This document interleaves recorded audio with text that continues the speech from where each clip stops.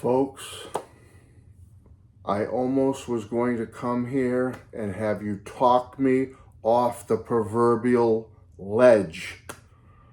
I was so upset earlier. I truly was, folks. Because one of my loyal viewers sent me a message earlier. His name is John A. I won't say his full name because just for privacy reasons, and I didn't get his permission to announce this, but John A is a good friend, good subscriber, good viewer, great commenter. John A, you know who you are. You're out there. And John sent me a text that almost put me over the edge. But then an epiphany hit me. So at first I was going to come and make this video and it was going to be doom and gloom all the way. I was going to be depressed and down as I came here and reported on my friend John A's message to me earlier tonight.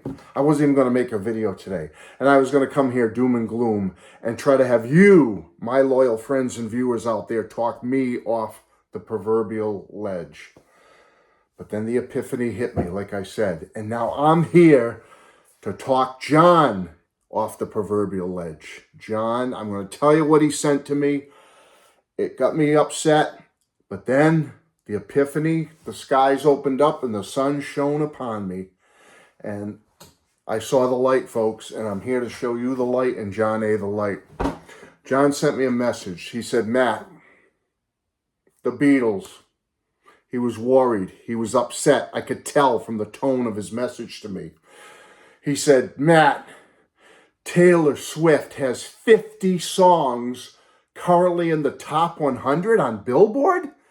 And I'm like, is this insane? Is this possible even, folks?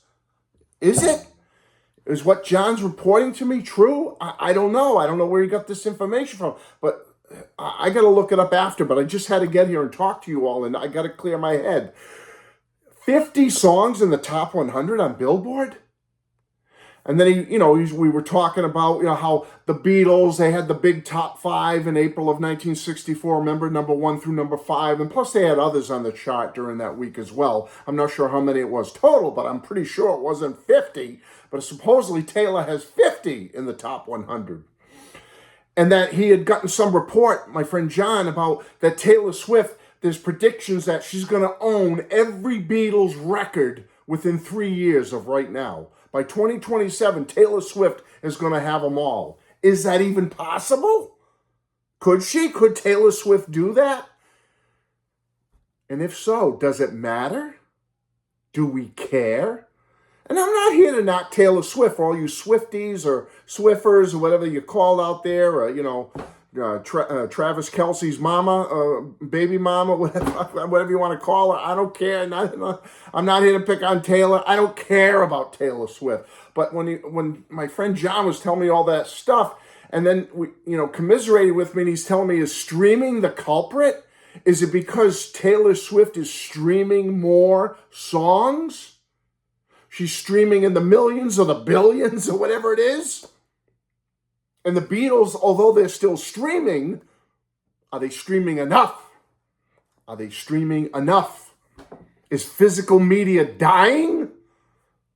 Are we going to an all-digital era of streaming and people like Taylor Swift and her ilk are just going to blow every record out of the water and just make people like Elvis and Led Zeppelin and the Beatles look like little minuscule ants in the proverbial musical landscape? Or no? And then another thing John had read or was commiserating with me about, are the Beatle fans, the true Beatle fans, are we dying off? Are we aging out of the system? There's Beatles fans out there, younger fans, younger than us baby boomer old fogies, but are there enough of them? Taylor Swift has the #1 LP right now with her new album, Tortured Poet or Tortured Angel, whatever the tortured, I don't care. Torture me, please. I don't know. I feel tortured. Tortured Poets, whatever it's called. I'm being facetious here, but whatever it is, it's #1 album. Well, does that surprise anybody? Who cares? Are the Beatles still important? John wanted to know. Will they be forgotten within a half a century? Will they be forgotten? Well, there'll be a blip on the radar somewhere, but, there won't be. Will the Beatle balloon burst? Will it pop? And so John sends me a good loyal viewer, subscriber. Matt, what do you think of all this? What do you think of all this, Matt? What do you think? And I almost came here all down in the dumps with my head on the table here. I was practically going to have tears in my eyes, beseeching you, my loyal friends and viewers, please talk me off the proverbial Beatle ledge here. Please help me. But then I said, instead of saying, yeah, I said, no, not going to happen. So, John, I'm here to talk you up, baby. I'm here to bring you up, brother, because I say no. And I'm going to tell you why real quick, and I'll be out of here. I promise. Just hear me out, please. I got to get it off my Beatles chest here.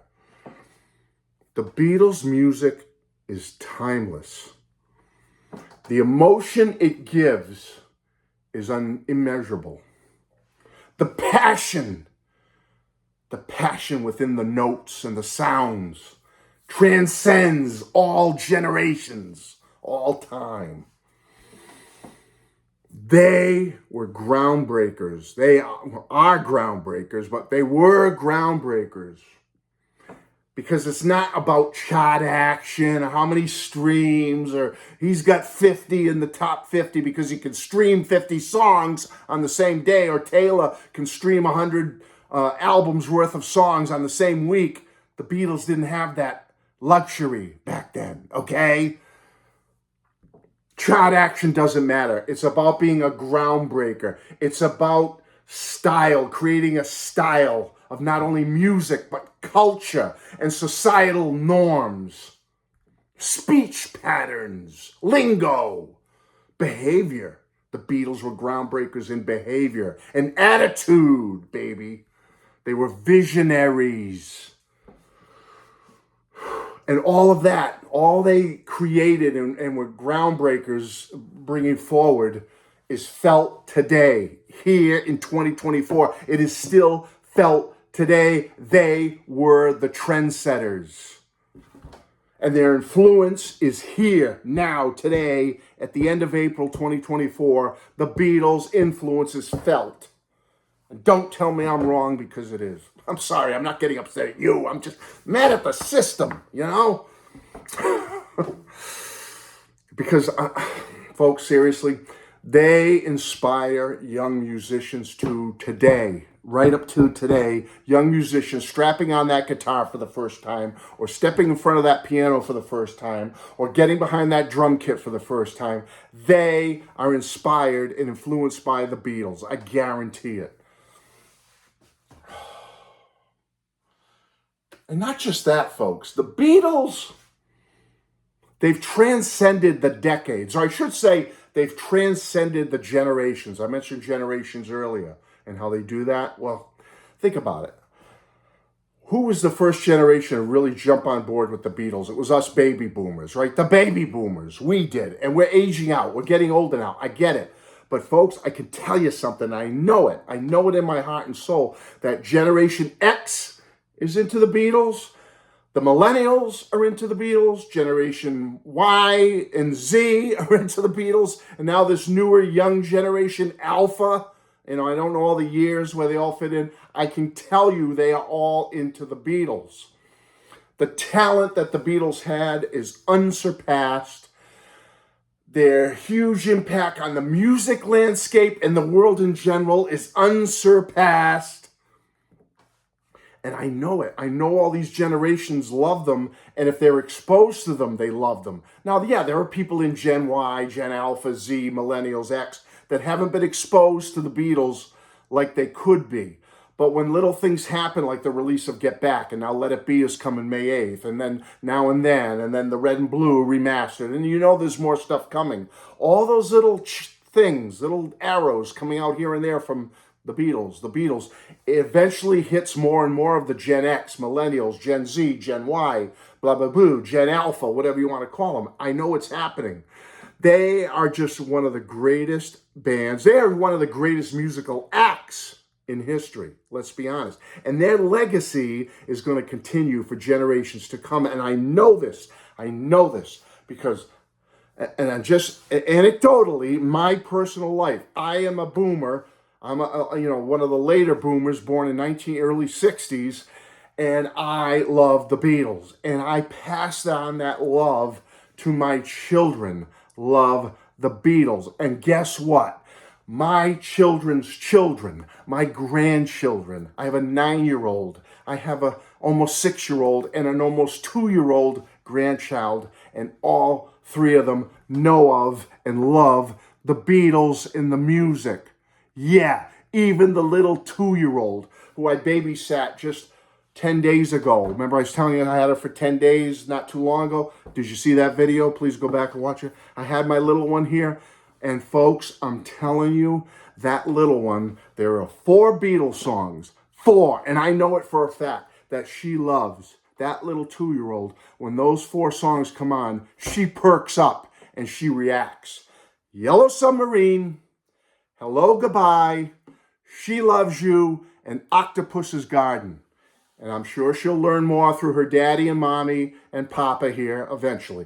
But she loves those 4 songs. And when they come on, she perks up and reacts to those 4 Beatles songs just as she would react to Wheels on the Bus, The Itsy Bitsy Spider, 5 Little Monkeys, Head, Shoulders, Knees, and Toes, ooh yeah, eyes, mouth, and nose, and ears, and all that good stuff. She reacts to those Beatles songs as fondly as she reacts to those children's songs, okay?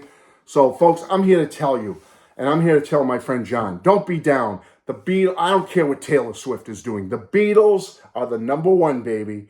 Number 1, okay? Taylor Swift, be damned, okay? And nothing against Taylor Swift, okay? All you Swifties, don't attack me. I have nothing against Taylor. But I'm sorry.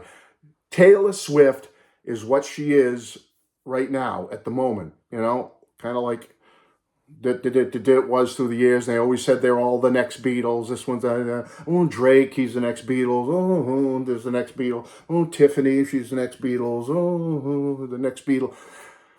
New Kids on the Block, next Beatles. Oh, Boys to Men, next Beatles. Oh, whatever. Come on, folks. All right, give me a break. Taylor Swift is it for the moment. God bless Taylor. Enjoy your success, Taylor.